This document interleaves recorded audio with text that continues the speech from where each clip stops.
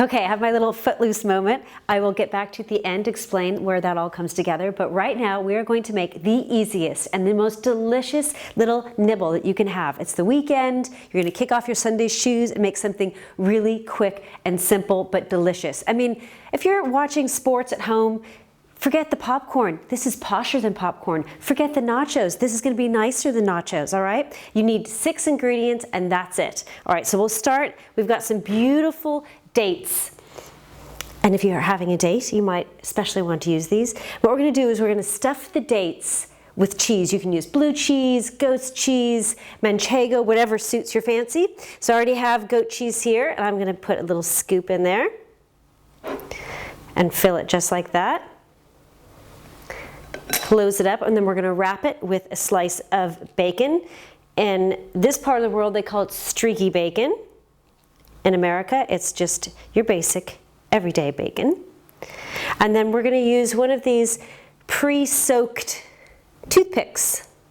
We just dry them off with a little bit of paper towel, kitchen paper, and you've got your bacon wrapped around here, and you're just going to put that little skewer through. And then this is the little, what do you call that?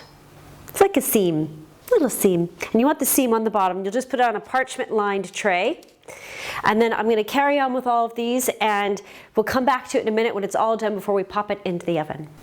So you're probably wondering, why do we have toothpicks that are soaked in water? And that's because they're going into the oven. We don't want to burn the house down, so we want to keep them. They won't get too dark and crispy if they've been soaked in a little bit of water. And the other thing is, every single recipe that I do, I pretty much offer a little alternative, because some people might not like dates, some people might be dairy intolerant. So the option for you here is you can use, say, figs, for instance, beautiful dried figs, and you can actually put an almond inside, and then you can still wrap it in the bacon, just like so, and then put your skewer in and the seam side down. Voila. So I'm going to finish up these, and I'll be back to you in just a sec. All right, so I'm going to pop these into the oven at 200 degrees centigrade, 400 degrees Fahrenheit, and they should take about 15 to 20 minutes. You want the bacon to be fully cooked. Obviously, the ones that are the figs wrapped around the almonds will take a little bit less, so you want to check in about halfway through, okay? I'm going to wash my hands, and I'll be right back. So while the bacon wrapped dates are in the oven cooking, we're going to make a balsamic reduction sauce. It's absolutely gorgeous. You can use it as a dip or to drizzle on top and make it look very fancy. So you want to have a cup of balsamic vinegar. I know it looks like a lot.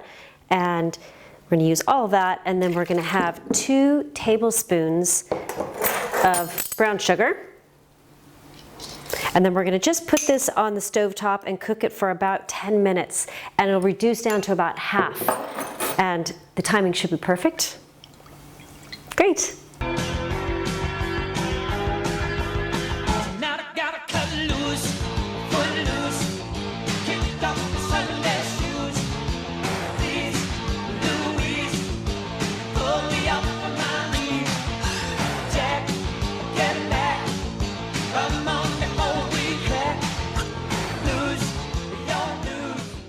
So we have this beautiful, gorgeous balsamic reduction sauce, and we just put it in a little container here with a spoon, so there's no double dipping, and people can just take their lovely little treat, pour it on like so, and then have a nice bite. Oh my gosh, that was so gorgeous. All right, so the connection with Kevin Bacon is we have 6 ingredients to put this together, and bacon being the main one. So I figured we've got 6 degrees of Kevin Bacon wrapped dates. And if you go to www.yankeedoodlepaddy.com, you'll see my connection written up in there with Kevin Bacon wrapped dates.